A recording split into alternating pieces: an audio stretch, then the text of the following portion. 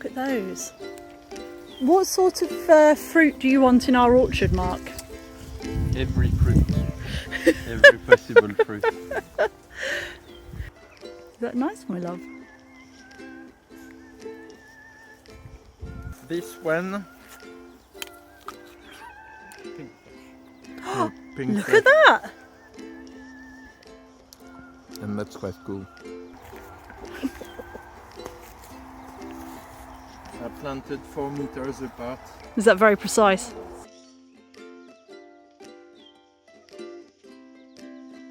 The issue we've got is where to plant them, haven't we? Yeah, and we so know this is what we call the old orchard.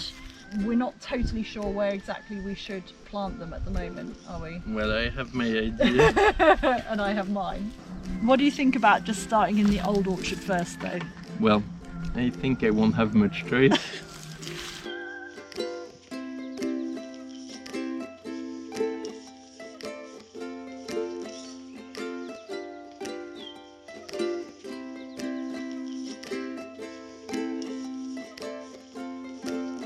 Since we have jointly decided that we would plant here, we need to mark the spots for the trees. So I suggest we align them on these two. Yeah. And start making lines from here. Yeah. Down. Okay. And we'll use the okay. same sort of distances as at Clinks, do you think? Yeah, there were these ones were planted every 4 meters, which Yeah. is I think the same. Yeah, that's what we found there, wasn't it?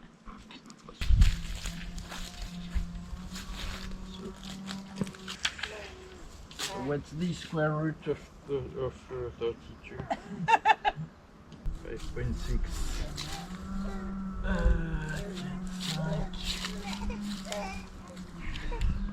Can you go back to the other one? No. So this is a straight angle. Yeah. As long as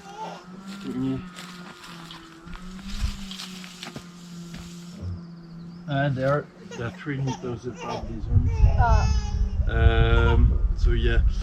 So we can. Shall we plant them at 3 meters lengthwise and 4 across? Yeah. Okay. Yeah. Yeah. Yeah. So 4 meters from here. So that's here. Yeah. Can you go to the other one? Oh. And it needs to be 5 meters that way. It's a good job somebody can do maths around here. Yeah. Okay, that's a straight angle. So that's fine. Now, yeah, we need to keep in line with this. And and actually, when you look at it from here, yeah, it needs to be in line with the other line of trees rather than. Okay. I've got a doctor's appointment to go to. I've got another couple of minutes I can give you. Okay. So can you keep this in line with the red dot and plant it when I tell you? I'll pull the line at the other end. Yeah, that's good. Okay. Perfect. Okay. Shall we plant some more that way? Yeah, if you wouldn't mind. I see them being sort of up to about one more. Well, you've still got that cypress there, haven't you? Yeah, but this one can move. I mean, we could do twos down from here for as the main. In twos. Well, like pairs, so 2, 4, 6, 8, 10. No apples. Oh. Well, you position them as you think, and I'll help you plant them when I'm back. Okay. All right. D'accord.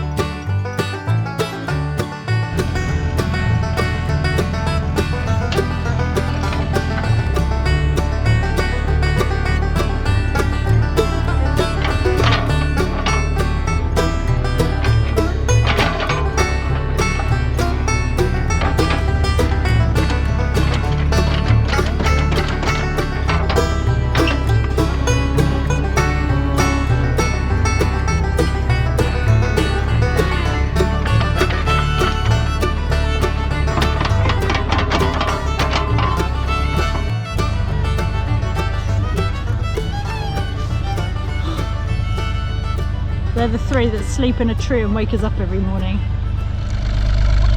I'm going to need your help to tell me the alignment of the tree. Okay. So it needs to be in line with the posts over here and with the trees on my side here. Okay, I shall put the camera down.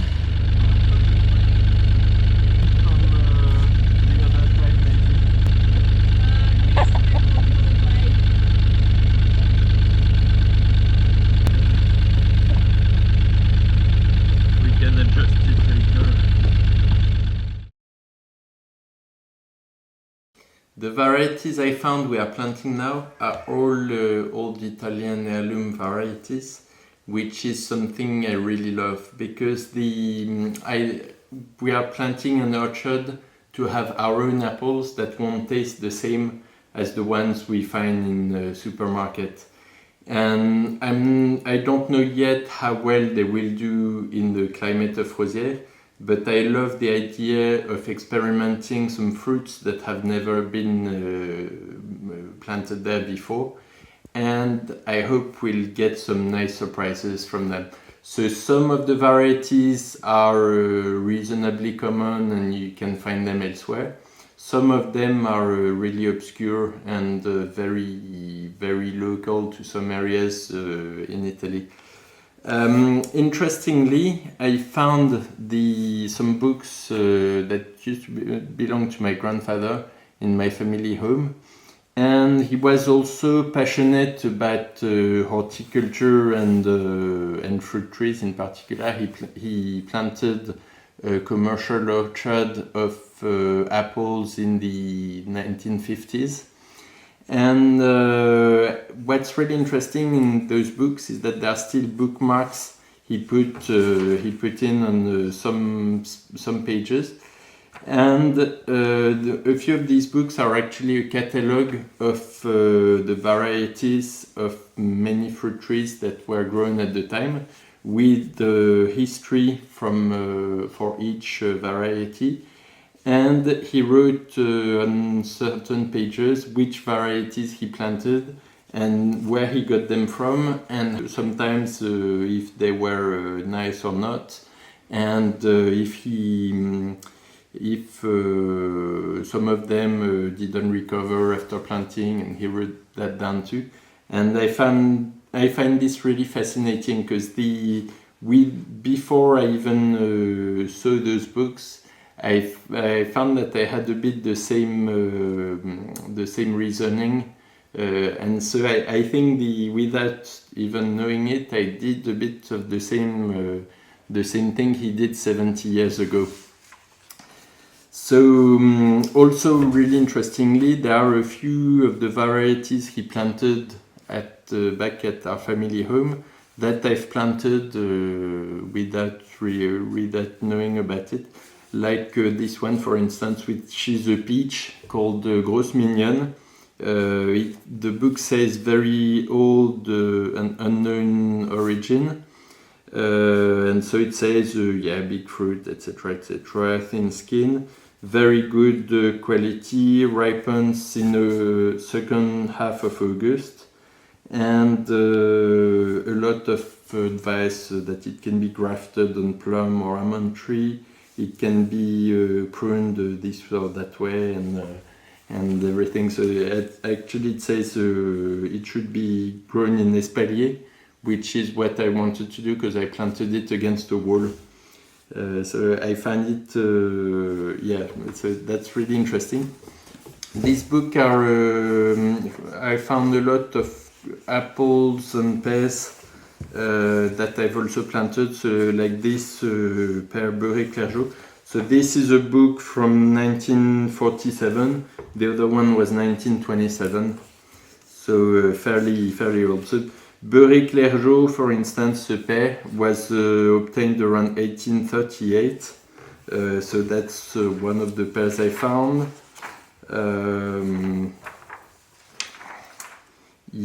So Williams, which is a very common pear, but really nice. Clapp's favorite, that's a US variety, and etc. So I find, well, I love old books, I love fruits, and I really like the way they used to, I like the history of agriculture as much as agriculture itself. And I find it, the way we are planting the orchard is a bit more as a conservatory orchard than a really productive orchard. But I think very few people are actually doing that, and it will be really interesting to see if we can discover new flavors and new fruits that we don't have in the area. The way we are planting the orchard isn't so much about yield production, it's more about preserving all the heirloom varieties and also about discovering new flavors that might be hidden somewhere in the world and that might find a new terroir somewhere in Ardèche. I never knew my grandfather, who died before I was born, but I find it really interesting that through these books I find that we had the same approach to planting and the same passion for trying different varieties. Something I really like is finding his own handwriting in these books. Where he said, for instance, he tasted this one on the 26th of November. Sadly, we don't know the year, but he tried a pair of that variety, Le Lectier, and found it really good. One of the funniest things I found actually is in the letter that was in one of these books, dated October 1944. And it's the answer from probably a research station or a plant nursery in Rhône that my grandfather likely wrote to. And in this letter, the person says, why do you want to have trees imported from Switzerland or Italy? But because the Swiss are just starting to learn about fruit crops, and the Italians should be banned from it after stabbing us in the back. Because don't forget, this was during the war. So what I find this extremely funny, because I hadn't seen this letter before, but it shows that my grandfather actually tried to import varieties from foreign countries at the time. Now it's 70 years later, and I'm doing the same without even realizing.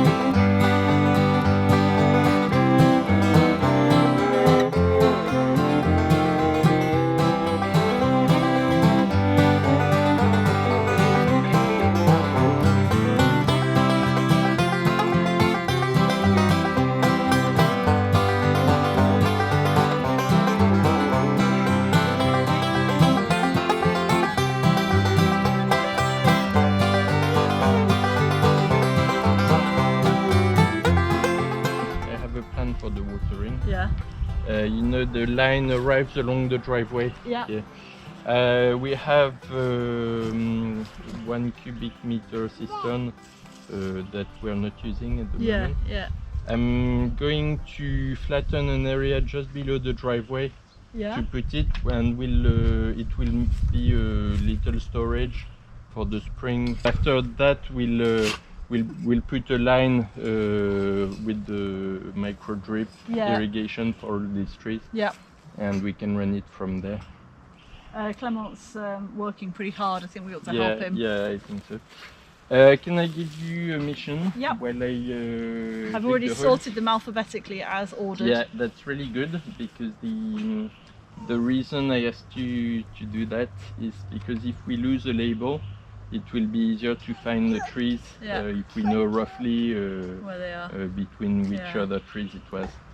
I need you to pull the trees out of the pots. Yeah. I'll show you how to do that. And you take one of the yellow posts, Yeah. like this, and you scratch the edge. Try not to damage the roots too much, like this, just to get to decompact the soil. Okay, yeah. So it doesn't make it doesn't make a bowl of roots. Yeah. And once you've done that, you soak it in the bucket of water. Okay. You give it a good soak, and then you can put them in position in the holes. Okay. Is that the only soak it needs? Yeah, because I had already soaked them yesterday, so they're still really damp. Yeah. But it's good to do it after you've decompacted the roots, because it loosens the soil, and it avoids having air around the roots when you plant them. Okay.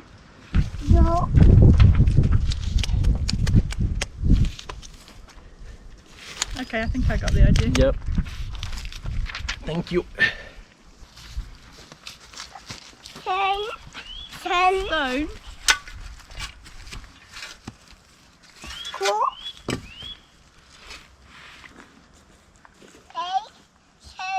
You want your spade? There's your spade, sweetie. Come on, don't fall in the hole again. Mommy. Yes, baby.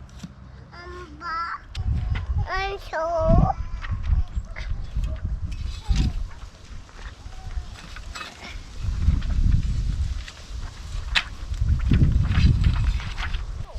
Somebody's taking a break. Yeah. You don't want your hat on, do you?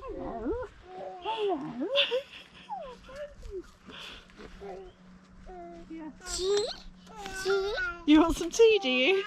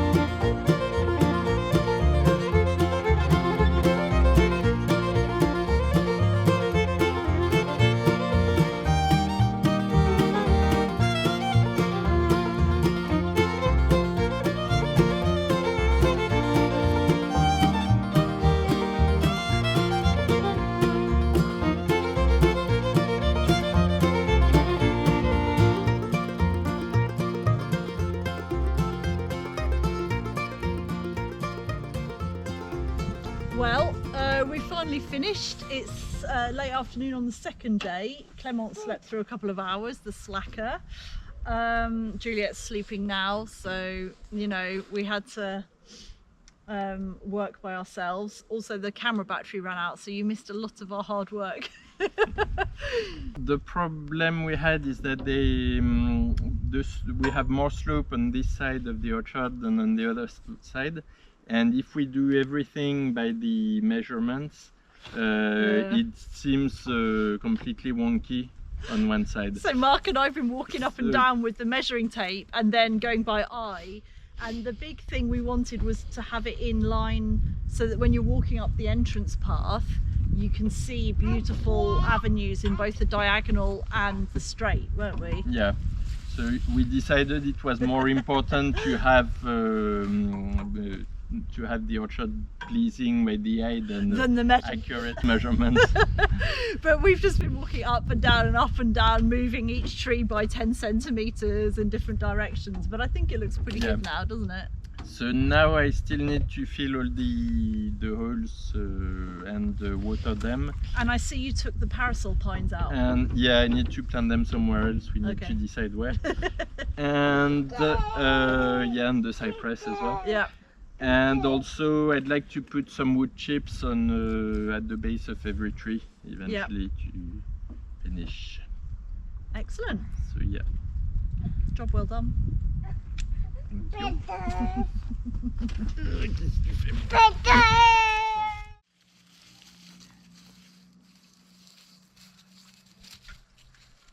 Well, our little orchard has made an excellent start, and I really loved walking up and down the alleyways and imagining what it's going to look like on the diagonal and on the main when it's fully up and running.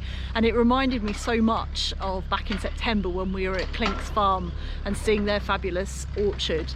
And I want to say a huge thank you to them for letting us look around and letting us film. They do amazing work. Iris and Duca, who run it, pour all of their time and energy into this place, and it's an incredible social enterprise where this working farm gives opportunities for adults with learning disabilities and mental health challenges to come and spend time with plants and animals in nature and on a farm. They can build their confidence, sometimes rehabilitate into the workplace, other times it's just hugely therapeutic. I think it's one of the most worthwhile enterprises that I've ever seen. And my mum and my brother volunteer there, and they're always looking for support, whether you're local and can volunteer there, or whether you can give them donations to their projects, or just share some love with them on social media. I think what they do could be replicated around the world to huge benefit for a lot of people.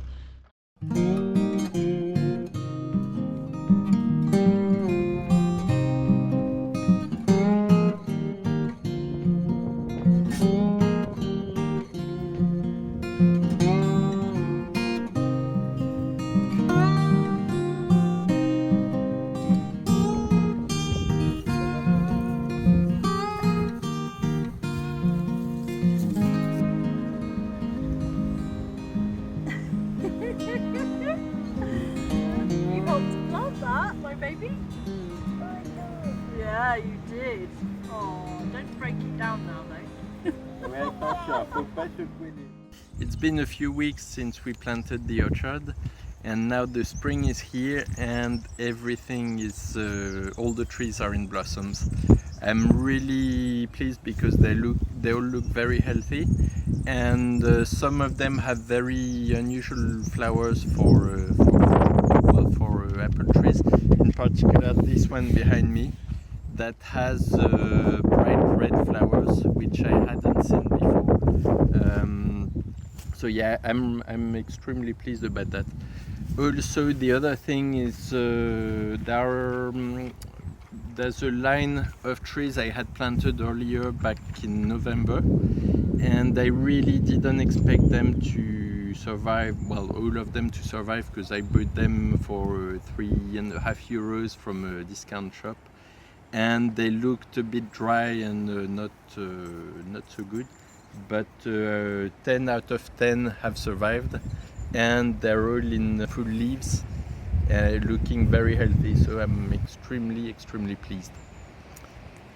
Many people asked after our last episode why we weren't using the walls for putting trees against, and the reason is because we are keeping the walls for the less hardy trees, and we have actually planted a row of peach trees along this wall, and over there a jujube tree, which are more tropical fruits, well, subtropical fruits.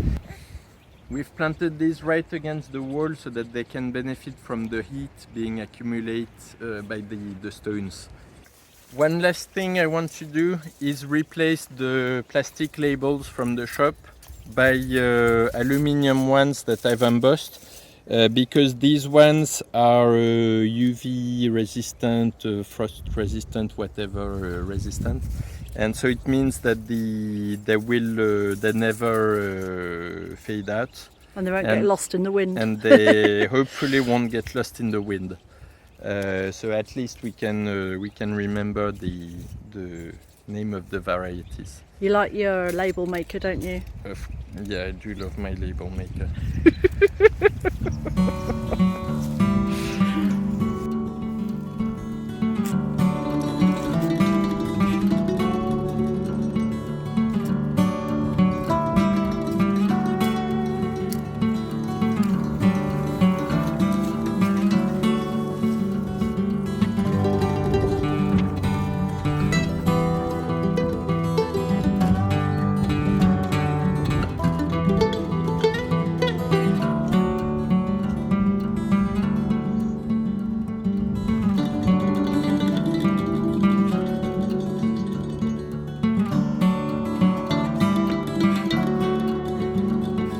Noticed that the orchard moved a little bit over this way, but I'm pleased to report that I can still see the Alps from my proposed picnic spot, and as a lot of you pointed out last week, there's nothing better than picnicking amongst the apple trees. I don't know what you mean about the orchard moving that way. As long as I can still see the Alps from my picnic spot, I'll be happy.